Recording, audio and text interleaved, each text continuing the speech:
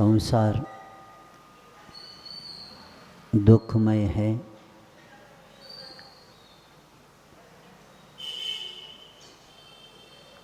दुख का कारण अपने अपने कर्म हैं।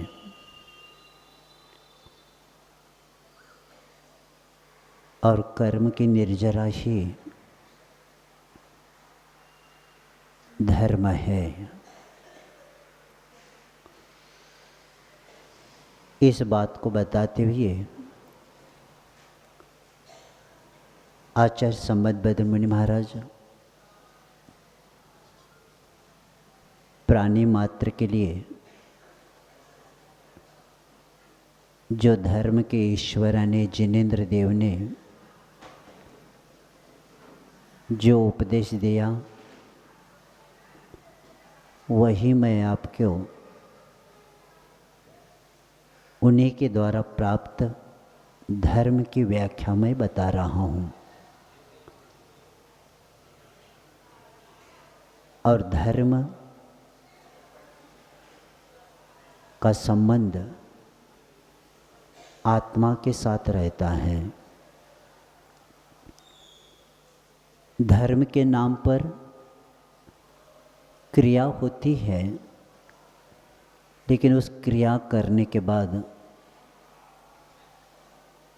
जो आत्मा से संबंध कर्म का जो रहता है उसकी निर्जरा करना हमारा लक्ष्य होना चाहिए। इसीलिए हमारे गुण, हमारा स्वभाव और हमारे आत्मा के साथ जो संस्कार है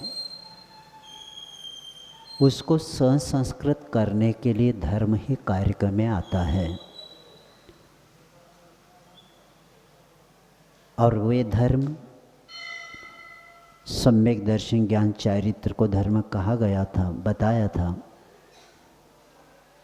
तो इसमें सम्यक दर्शन की चर्चा चल रही है।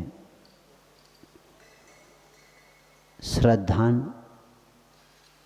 विश्वास, आस्था, रुचि, प्रतीति, ये हमारे पास पहला होना चाहिए। और इसके लिए मन जब तक दृढ़ और स्थिर नहीं होता तब तक विश्वास प्राप्त नहीं कर सकते। विश्वास इसलिए नहीं हो रहा है हमारे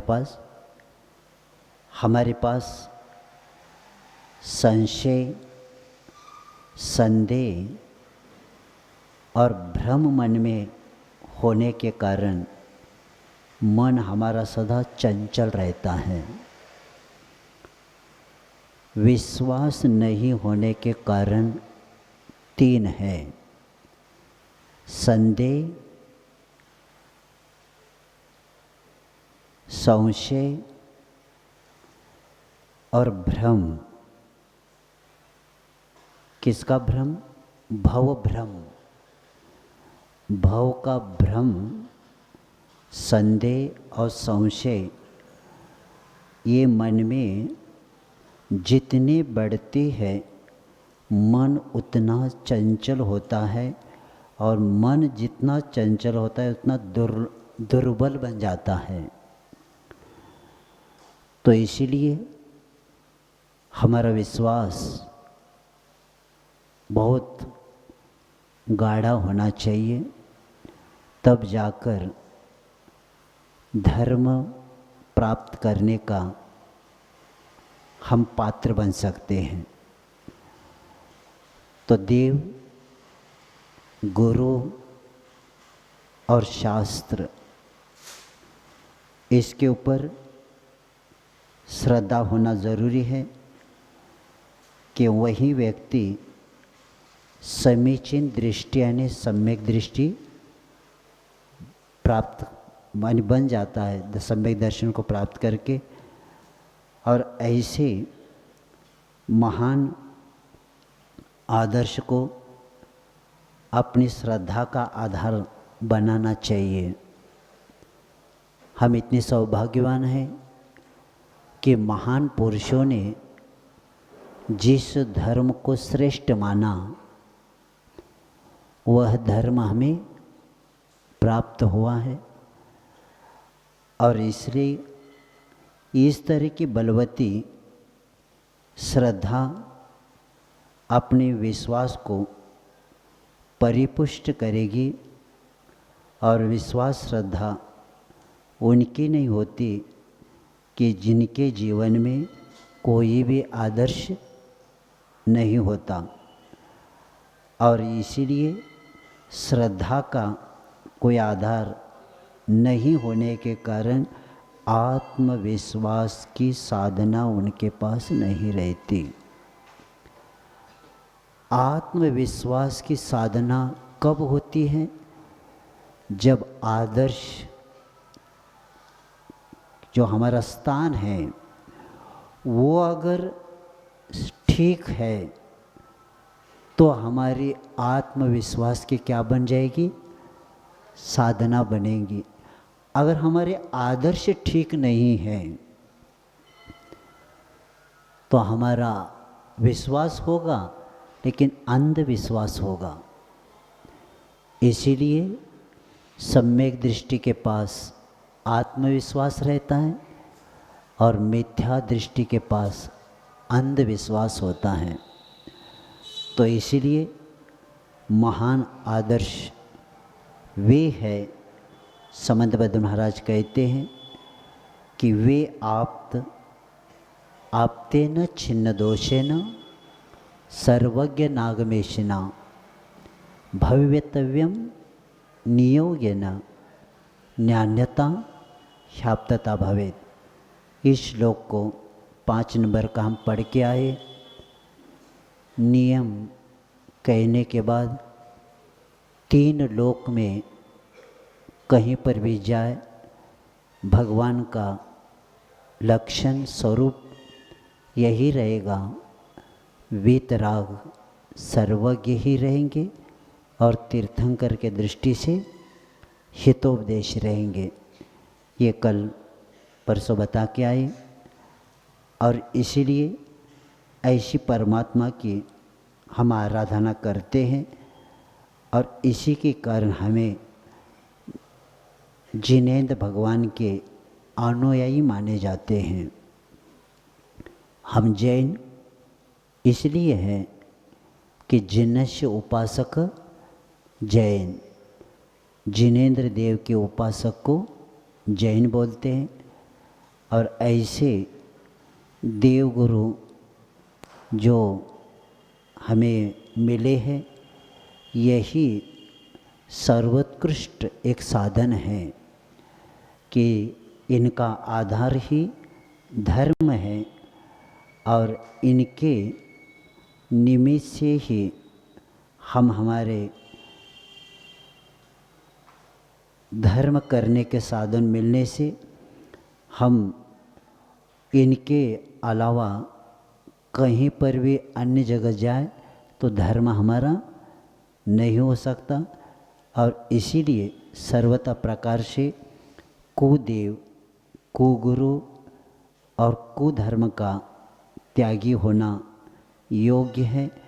और कुदेवा के त्याग के बिना यानी त्याग करने से मिथ्यात्व का त्याग होता है और वो समीचीन धर्म करने का पात्र बन जाता है। इसलिए पहले बता कर आए जैनत्व की सबसे पहली अगर आधारशिला या आवश्यकता है वह है सम्यक दर्शन। इसीलिए ऐसे देव के ऊपर श्रद्धान जितना जिनेंद्र देव का के प्रति प्रगाढ़ हमारी श्रद्धा हो जाएगी उतना अपना धर्म का मार्ग धर्म निर्जर हमारी होती जाएगी। जैसा वृक्ष होता है, वृक्ष की जड़ें जितने नीचे जाती है और ग्रीष्म काल में पत्तियां सब निकल भी जाए, लेकिन जड़ें जितनी वृक्ष के नीचे रहती उतना वृक्ष क्या होता है, विकसित होता है। और ग्रीष्म काल में पत्ती गिरने के बाद भी वह जड़ें कहीं न कहीं से पानी प्राप्त करके अस्तित्व अपना बनाए रहते। इसलिए जैसे वृक्ष की जड़ें जितनी मजबूत हो उतने वृक्ष के लिए कार्यकारी होता है, उसी तरह हमारी श्रद्धा जितनी प्रगाढ़ हो उतना ही हमारा मोक्ष मार्ग क्या होता है, दृढ़ बन जाता है। इसीलिए याद रखेंगे, श्रद्धा हमारी बढ़ती जाए तो हम कर्म निर्जरा के पात्र बन सकते। तो बता कर आए थे दोषों से रहित भगवान होते। प्रश्न किया गया कि आपने दोष शब्द तो बोला, लेकिन हम दोष के कोश है, हम क्या हैं, दोष के कोश है। और हमें ये बताइए कौन कौन से दोष रहित भगवान होते हैं जिसके द्वारा हम भी हमारे दोषों को ठीक निकालने की हम कोशिश करेंगे। तो समंत भद्राचार्य आगे के 6 नंबर श्लोक में दोषों को बता दें। क्षुत् पिपासा जरातंक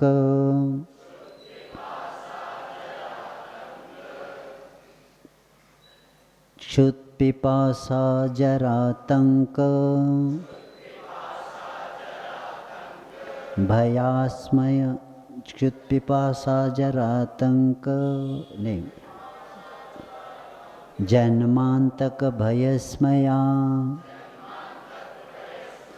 न राग द्वेष मोहाश्च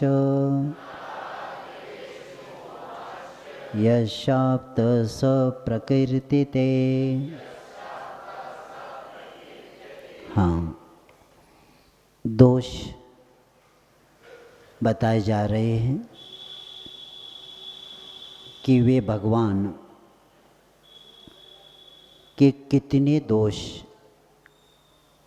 नहीं होते।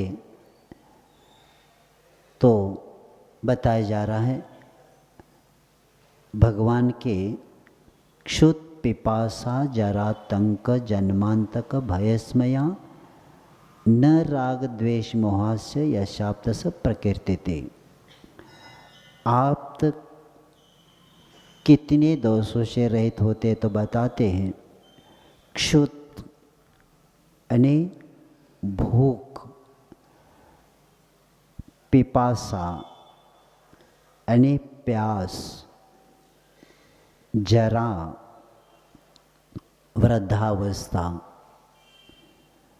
क्षुत् पिपासा जरातंक,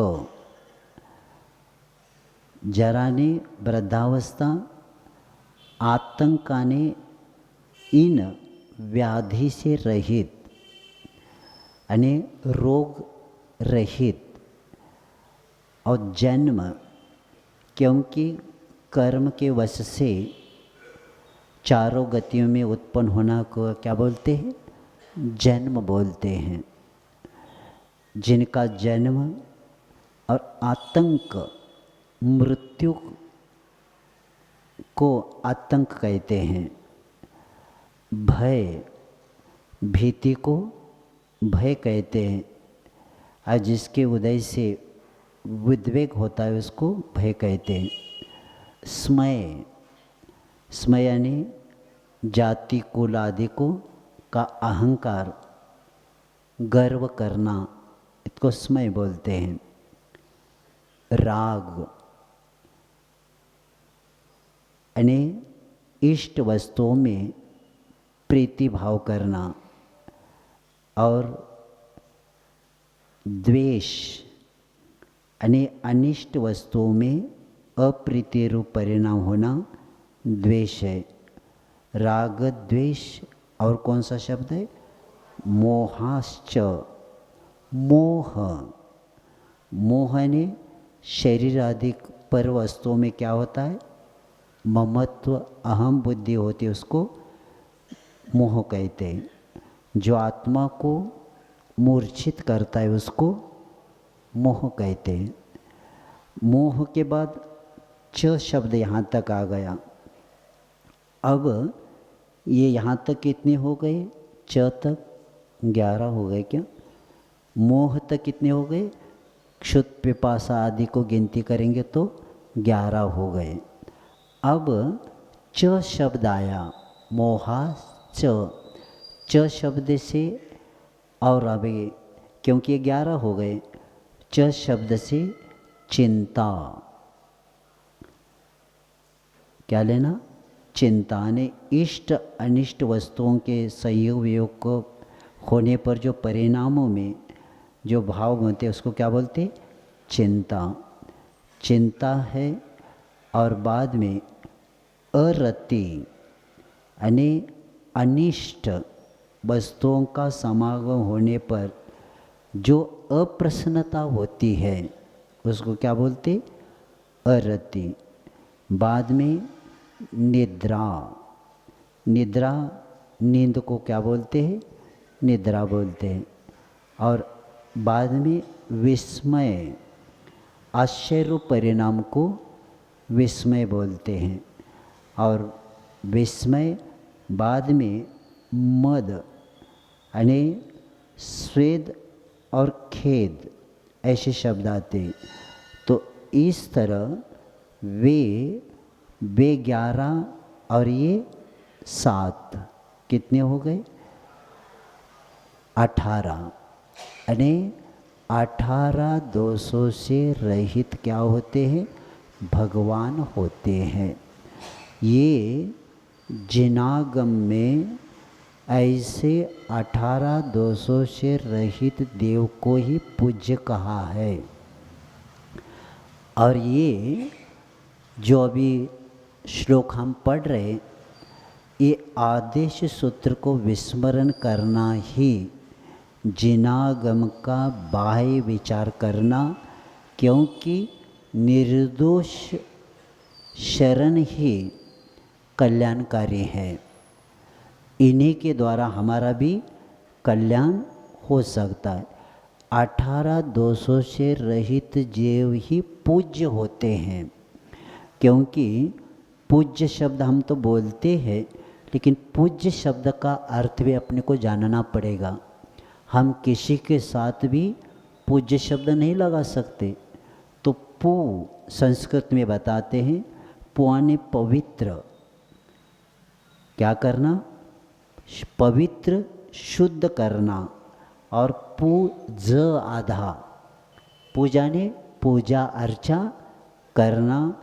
और पूज्य जो सम्मान के योग्य है, आदर के अधिकारी है, उसको क्या बोलते हैं, यानी जिनकी पूजा करने से हमारी आत्मा क्या होना चाहिए, पवित्र शुद्ध होना चाहिए, उसको बोलते हैं पूज्य। तो ऐसे पूज्य कौन होते हैं, जो खुद पवित्र होते हैं, जो खुद शुद्ध होते हैं। ऐसे शुद्ध पवित्र आत्मा की आराधना करने से हमारी आत्मा भी क्या बनती है, शुद्ध पवित्र बनती है। यानी पतित आत्मा पवित्र कब बनता है, पूज्य की आराधना करने के बाद ही वो बन सकता है। और इसीलिए यहाँ आचार्य कहते कि वे सच्चे देव का निर्णय ही वह केंद्र बिंदु है जिसके चारों ओर वीतराग श्रमण संस्कृति का धर्म चक्र प्रवर्तित होता है। शब्द याद रखेंगे, सच्चे देव का निर्णय ही वह केंद्र बिंदु है कि जिसके चारों ओर क्या होता है, वीतरागी श्रमण संस्कृति का धर्म चक्र क्या होता है, परिवर्तित होता रहता है। और इसी का अतः आपका निर्धारण महत्वपूर्ण है। और इसीलिए जहाँ निष्परिग्रह है वही परमात्मा है। जहाँ परिग्रह होता है वहाँ नियम से पाप होता है। जहाँ परिग्रह नहीं होता, निष्परिग्रह, एक निर्ग्रंथ शब्द आता है। दिगंबर साधु के लिए कौन सा शब्द है? निर्ग्रंथ। निर्ग्रंथ, ग्रंथाने परिग्रह। जिन्होंने परिग्रह को नष्ट किया, समाप्त किया, जिसके पास परिग्रह नहीं रहता उसको निर्ग्रंथ बोलते हैं। तो जो भगवान का स्वरूप बताया जा रहा है, तो ये भगवान इसलिए महत्वपूर्ण है कि हमें परीक्षा किए बिना किसी की भी वंदना नहीं करना चाहिए। और उसके लिए अगर थोड़ा सा जानना है, पहला हमें ये जानना है, उस शुद्ध स्वभाव का आलंबन लेना ही निर्दोषता को, पूर्ण आनंद को प्राप्त करने का कार्य हो सकता है। और इसीलिए आचार्यों ने कहा है, इसीलिए हम अधीन भगवान की प्रतिमा को मंगल मूर्ति बोलते हैं। आता है ना विनय पाठ में, मंगल मूर्ति परम पद। ये क्यों शब्द लिखा? परम पद कब प्राप्त हुआ? मंगल मूर्ति कब बन गई? जिनके 18 दोष समाप्त हो गए, 18 दोषों से रहित है। ऐसे ही भगवान क्या करते हैं? हमारे लिए कार्य करते। लेकिन ये कैसे बने? शांतिनाथ भगवान की स्तुति करते हुए संबंधपद आचार्य कहते हैं कि भगवान, मैं आपकी वंदना क्यों कर रहा हूँ? सदोष शांत्या विहितात्म शांति। क्या किया उन्होंने? जिन्होंने आत्मा में शांति प्राप्त किया, किसके द्वारा? स्वदोष शांत्या। दोष दूसरों के होते कि अपने होते? दोष अपने होते। यानी अपने दोषों को किन्होंने क्या किया? शांतिनाथ भगवान ने अपने दोषों को शांत किया। स्वदोष शांत्या विहितात्म शांति, यानी दोषों को शांत करके आत्मा में शांति को प्राप्त किया। जब तक दोष रहेंगे तब तक हमारे आत्मा में तूफान उठता रहेगा, तब तक खलबली मची रहेगी। जब हमारे दोष शांत हम करेंगे तो उसके द्वारा आत्मा में भी शांति प्राप्त हो सकती है। और आत्मा में शांति होना, इसीलिए हम भगवान की क्या करते? शांति के विधाता बोलते, शांति को प्राप्त किया। क्योंकि इन्होंने क्षुधादि जो दोष है, 18 प्रकार के जो दोष है, उन दोषों को शांत किया। और आत्मा में जो अशांति के कारण होते थे, ऐसे क्षुधादि जो दोष है, इन्होंने आत्मा में शांति की पूर्ण प्रतिष्ठा को लिया। और इसीलिए आचार्य कहते कि भगवान, मैं इसलिए आपके चरणों में आया हूँ क्योंकि आप निर्दोष है। आप क्या है? निर्दोष है। और निर्दोष आत्मा की आराधना करने वाला व्यक्ति भी निर्दोष बनता है। जो स्वयं रागादि दोष और क्षुधादि वेदनाओं से पीड़ित है, तो वो शांत है क्या अशांत है? वो तो अशांत है। इसलिए अशांत है क्योंकि रागादिक दोष से भी पीड़ित है और क्षुधादि वेदनाओं से भी पीड़ित है। और जो दूसरों के लिए शांति का विधाता कैसे हो सकता है? वो हो नहीं सकता।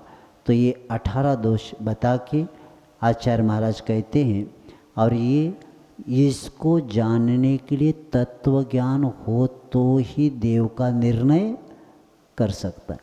जिसके पास तत्व ज्ञान नहीं है, स्वाध्याय नहीं है, वो देव कहते ही कहीं पर भी क्या करेगा, माथा। मराठी में एक कहावत है,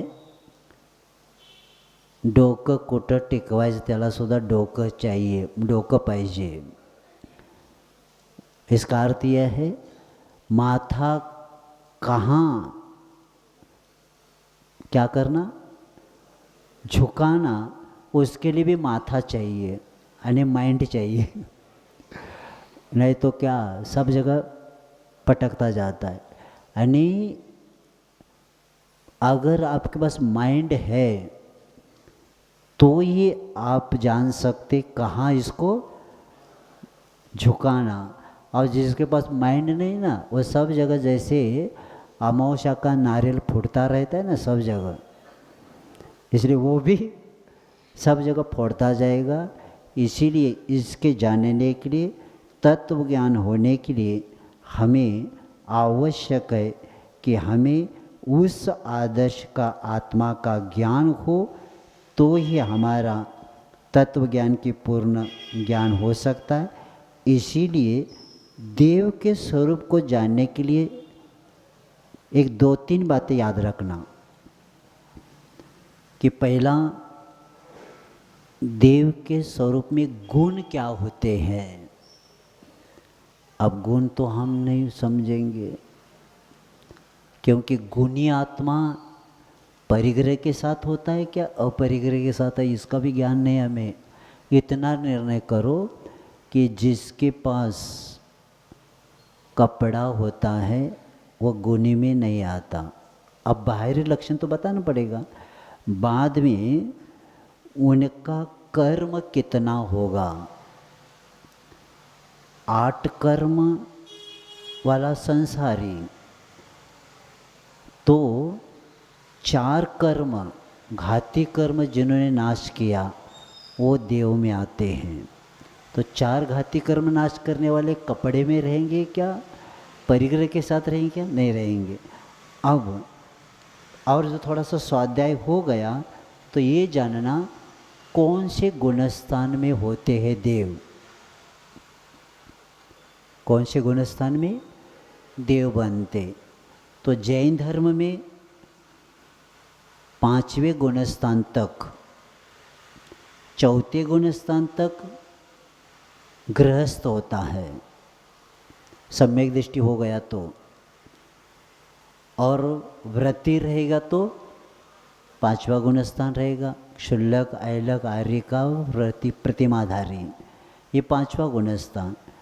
अब इसका मतलब है 5वें गुणस्थान तक परमेष्टि में ये लोग नहीं आते, ये तो निर्णय हो गया, यानी देवत्व इसमें है ही नहीं।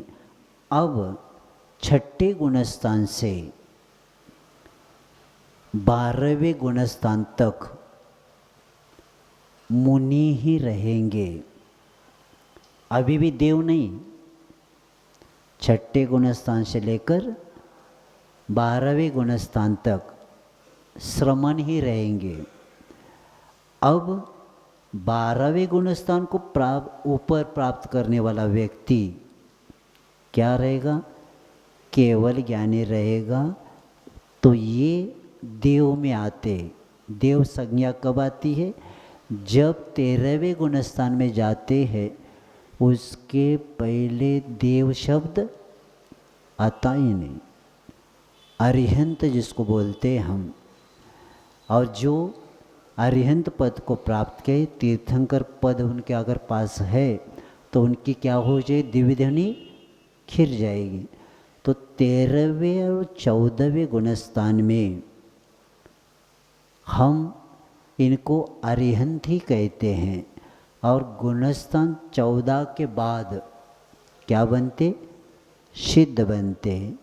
तो ये हो गया जानने के लिए, सामान्य से देव का स्वरूप जानने के लिए 3-4 बातें याद रखेंगे। गुण क्या है, कर्म कितने हैं, गुणस्थान क्या है, और चौथा ज्ञान। जिनकी हम वंदना करते उनके पास ज्ञान कितना है अब हम तो जानते नहीं।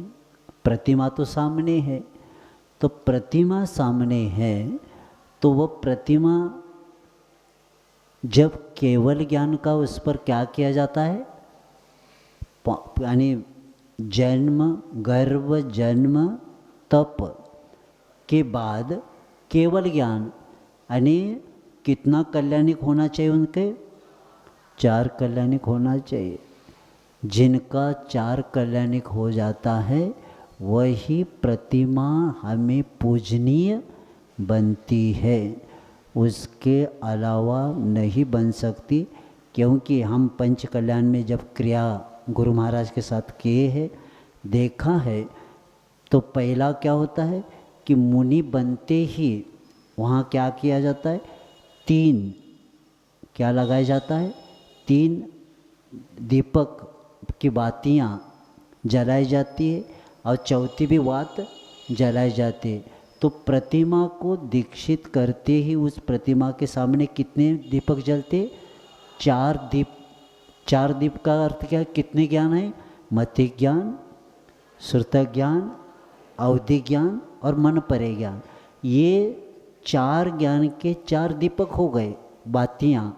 लेकिन 5वां कब होता है, जब उसके ऊपर अंदर, अब वो सबके सामने क्रिया नहीं होती, वो जो क्रिया होती है उनको 6ठे 7वें गुणस्थान तक वो प्रतिमा है अभी, और उस प्रतिमा को मुनि महाराज है अभी, तो उनको 7वें से 8वें 9वें 10वें 11वें 12वें गुणस्थान तक क्या होता है, मंत्रों का आरोपण होता है, तब जाकर उनका गुणस्थान बढ़ता बढ़ता जाता है।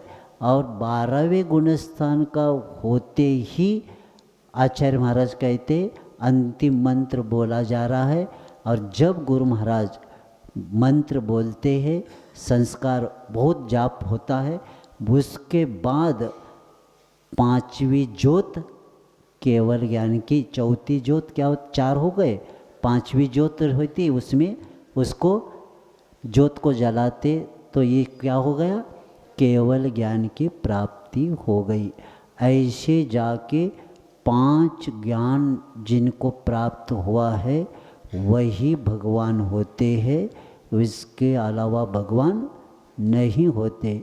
इसलिए याद रखेंगे, कपड़े वालों को केवल का केवल ज्ञान नहीं होता, केवल का ज्ञान रहता है। कौन सा ज्ञान, सो रहे क्या, कपड़े वालों के पास कौन सा ज्ञान रहेगा, केवल, केवल का ज्ञान रहता है। और अरिहंत भगवान के पास केवल ज्ञान होता है, ओनली वन प्योर, जिसमें मिलावट नहीं होती। तो केवल ज्ञान, इसलिए 3-4 बात याद रखेंगे कि ये उनके पास गुण क्या है, कितने गुण है, अनंत दर्शन, अनंत ज्ञान, अनंत सुख और अनंत वीर, ये उनके पास गुण है, जिन्होंने 4 घाती कर्म को नष्ट किया है, और जिनका गुणस्थान 13वां 14वां प्राप्त किया है, और वे, और अंत में ज्ञान जिनकी 5 ज्ञानों की प्राप्ति हुई है, ये देव के स्वरूप के जानने के लिए थर्मामीटर है। क्या ये थर्मामीटर है, ऐसे हो तो भी क्या हो जाते, भगवान हो सकते। तो ऐसे 18 दोषों से रहित उस वितरा भगवान जैनागम में बताए हैं, और यही निर्दोष के शरणता ही हमारे लिए कार्यकारी है, और इसलिए हमें ऐसे भगवान की आराधना करना है। 18 दोषों से रहित देव होते, न उनको भूख लगती है, क्योंकि आहार एक संज्ञा ऐसी है कि संसार में भूखा क्या नहीं करता कहा जाता है, लेकिन यहाँ बताया है कि भगवान को क्षुधा आदि नहीं होती, क्योंकि आहार के प्रकार भी जानेंगे। 6 प्रकार के आहार होते हैं। नो कर्माहार, लेपाहार, नो कर्माहार, कर्माहार, कौलाहार, लेपाहार, ओज आहार और मानस आहार। तो संसार में 6 प्रकार के आहार होते हैं। तो इसमें कौन से आहार का कौन पात्र है? तो अरिहंत भगवान नो कर्माहार। उनको जो संसार में जो हम लोग जैसे आहार करते वे आहार नहीं करते, क्योंकि असाता यानी मोहनी कर्म का अभाव होने से क्या होता है उनके यानी 18 दोषों से रहित होने का वितराग यानी केवल ज्ञान होते ही उनका जो औदारिक शरीर होता है वो क्या बनता है? परम औदारिक होने से उस रूप में परिवर्तित होता है और उसमें से त्रस और बादर निगोदिया जीव पृथक हो जाते हैं। कौन सा शरीर बनने के बाद? परम औदारिक बनने के बाद। और उस पर वृद्धावस्था का कोई प्रभाव नहीं रहता और असाता वेदनी कर्म के उदीर्णा तीव्र उदय का अभाव होने से उनके क्षुधा तृषा आदि की बाधा नहीं होती, क्योंकि मोहनी कर्म का अभाव होने से। मोहनी कर्म का क्या अभाव होगा? कौन सी गुणस्थान में? 10वें गुणस्थान में मोहनी कर्म का क्या हो गया? अभाव होने से उनके उस राग द्वेष मोह भय आदि क्या होते हैं? दोष नहीं होते। और दर्शनावरण कर्म का क्षय होने से उनको निद्रादि नहीं होते। यद्यपि वर्तमान मनुष्य आयु का सद्भाव तथा आगामी आयु का बंध न होने से उन्हें जन्म धारण नहीं करना पड़ता। जन्म धारण अब इसके बाद नहीं करेंगे और उनके मृत्यु नहीं होती, क्योंकि जैन धर्म में जितने भी भगवान बने हैं उनकी मृत्यु नहीं हुई, निर्वाण हुआ। जिनकी मृत्यु होती है उनका जन्म नियम से हो जाता है, लेकिन जैन धर्म में जो भगवान बने हैं उनकी मृत्यु नहीं होती हुई निर्वाण, निर्वाण, निराने नष्ट हुआ, वानाने वासना आदि जिसमें से, ऐसे वे निर्वाण को जिन्होंने प्राप्त किया और ऐसे निर्वाण को प्राप्त करने के कारण मृत्यु उसे कहते जिसके बाद जन्म धारण करना पड़ता है। लेकिन अरिहंत भगवान के और क्षुधादि रोग नष्ट हुए। क्षुधादि जो 18 दोष नष्ट होने के कारण उनके पास अभी कर्म का कुछ संबंध नहीं आता और इसके कारण वे अभाव होने से कौलाहर नहीं होता। उनका क्या नहीं होता? कौलाहर नहीं होता, क्योंकि कौलाहर न होने पर भी लाभांतर कर्म के क्षय से प्रत्येक समय नो कर्मा रहने क्या शुभ सूक्ष्म अनंत पुद्गल आदि परमाणुओं का लाभ होता है। कौन सी होते हुए? शुभ सूक्ष्म और अनंत पुद्गल परमाणुओं का लाभ होता है। उसी के द्वारा उनका परम औदारिक शरीर कोटि दशों कोटि वर्ष तक स्थिर रह जाता है। भगवान का शरीर, हमारा शरीर बिना कौलाहर से चलता नहीं, लेकिन भगवान का शरीर क्या होता है? परम औदारिक है, लेकिन उनका कौन सा आहार है? नो कर्माहार। और नो कर्माहार कौन से लेंगे? जो शुभ सूक्ष्म जो अनंत पुद्गल परमाणु का लाभ होता है, उसी के द्वारा परम औदारिक शरीर कोटि वर्ष तक क्या होता है? स्थिर रहता है। इसीलिए नो कर्माहार और कर्माहार। कर्माहार उनका होता है, नारकियों का होता है। नरक में जो यहाँ हम कर्म करते हैं उसी कर्म को खाते बैठना, किए हुए कर्म को भोगना। इसके अलावा कहीं कहीं मिट्टी का थोड़ा सा आता है, लेकिन शास्त्रों में क्या बताया, नारकियों का आहार कौन सा, नो यानी कर्माहार, किए हुए कर्म को भोगना ही उनका आहार है। वहाँ दूसरी व्यवस्था नहीं है।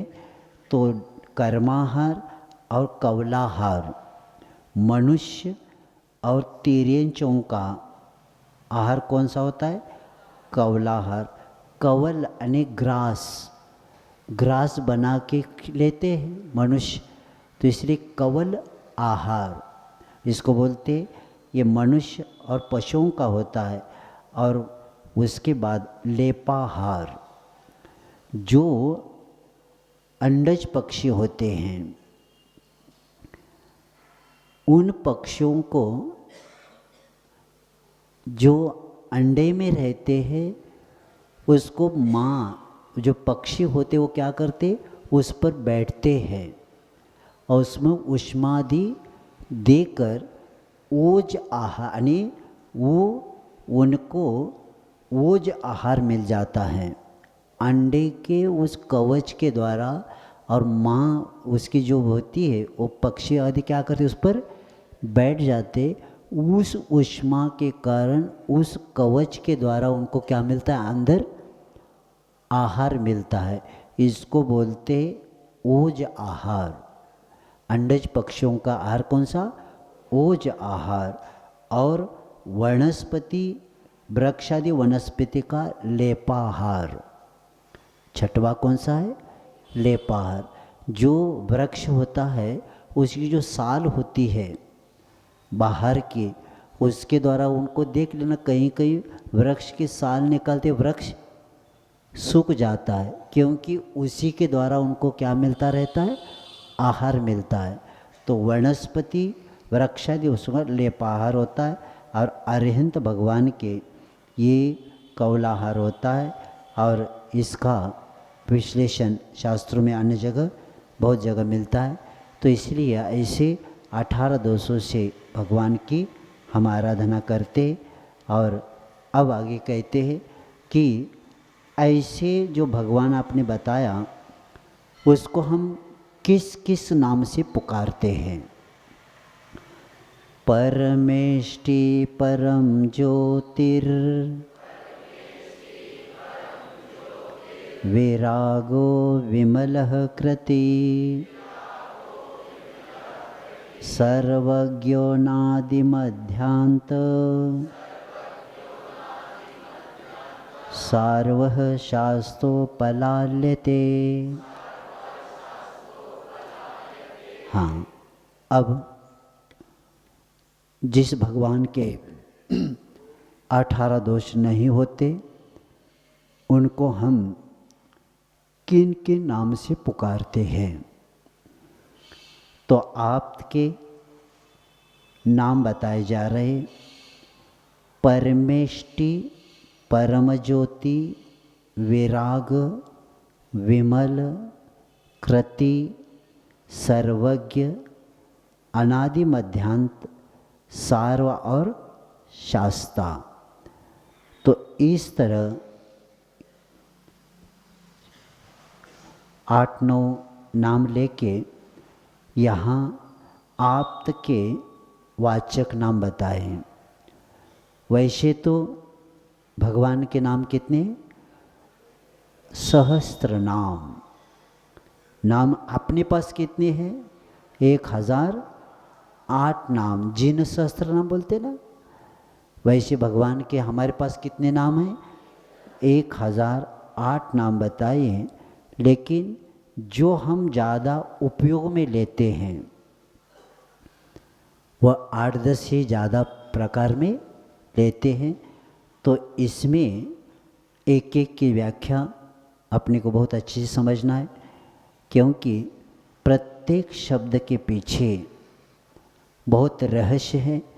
और इस शब्दों का अर्थ हम जानेंगे तो हमें ज्ञात होगा कितना महत्वपूर्ण है। परमेष्टि, पहला शब्द क्या है? परमेष्टि, परम ज्योति। परमेष्टि यानी जो इंद्रादित्य के द्वारा वंदनीय है। हम तो अभी पढ़ते हैं पाठशाला में, क्या पढ़ते हैं? जो परम पद को प्राप्त करते हैं उसको परमेष्टि। तो जो इंद्रादि के द्वारा वंदनीय परम पद में स्थित है उनको परमेष्टि कहते हैं।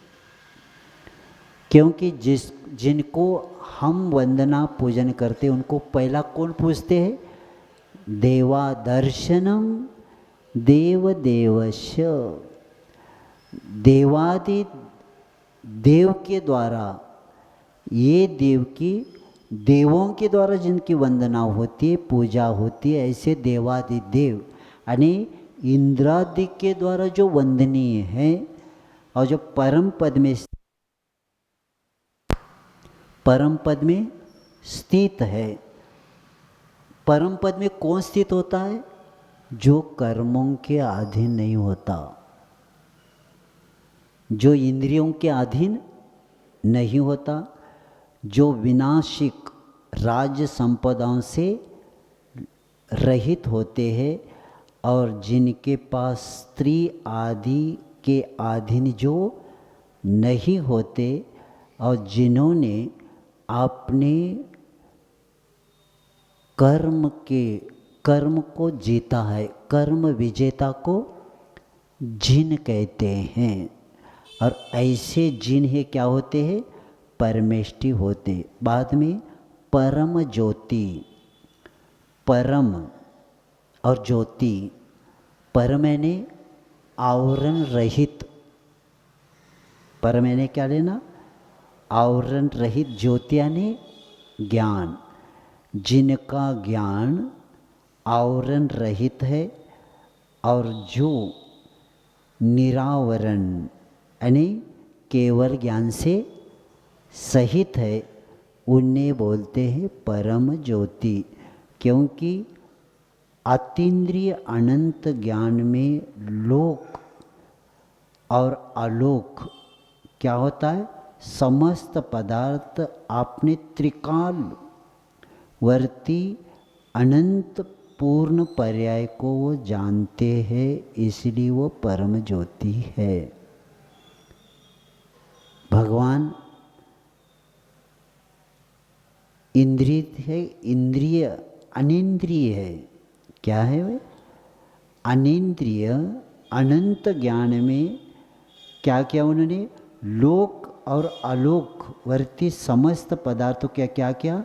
अपने त्रिकालवर्ती अनंत गुण पर्याय को युगपत प्रतिबिंबित हुआ जिनके ज्ञान में। इसलिए उनके ज्ञान को क्या बोलते? परम ज्योति। और ऐसे वे विराग, विराग जो रागादि भाव कर्म से रहित है, यानी कामी विषयों में आसक्ति, नृत्य गान आदि में आसक्त और स्त्री के लिए यानी उससे भी दूर ऐसे वीतराग दशा को जिन्होंने प्राप्त किया, विराग यानी रागादि भाव कर्म से रहित है, उनको क्या बोलते? विराग बोलते। बाद में विमल जो ज्ञानावरणादि द्रव्य कर्म रूपी मल से क्या है? रहित है। ऐसे वे विमल है जिनमें मल नहीं है। और ऐसे कृति शब्द आता है। कृति उसको कहते हैं कृत्य, जो करने योग्य काम जिनका पूर्ण हुआ। तो कृति यानी जो समस्त हे पदार्थ तत्व के विषय में क्या है? विवेक संपन्न है। कृति किसको कहते? जो समस्त हे उपादेय तत्वों के विषय में विवेक संपन्न है और जिसको अथवा कृत्य जो कौन है? कृत्य यानी कृत्य यानी जिनके कुछ भी कार्य करना शेष नहीं रहा, उसको क्या बोलते? कृति बोलते हैं। और ऐसे कृति बाद में सर्वज्ञ, जो समस्त पदार्थ को यथावत साक्षात जानते, उनको क्या बोलते? सर्वज्ञ बोलते। और बाद में अनादि मध्यांत, बहुत अच्छा है ये भगवान जैन धर्म में जो है कब से है, अनादि मध्यांत, आदि मध्य अंत, ये 3 शब्द बन गए। यानी आप्त का प्रवाह की अपेक्षा क्या है? आदि, मध्य और अंत, यानी शून्य से रहित होने के कारण उनको क्या बोलते? अनादि मध्यांत। यानी आप्त का आदि कब से हुए आप्त, आदि भी हम नहीं बता सकते। और मध्य, हाँ किसी ने बताया मध्य के भगवान कौन से हैं आपके, वो भी नहीं है। और अंत से रहित का, यानी नाना आप्तों की अपेक्षा समझना चाहिए, क्योंकि आप्त कब से है?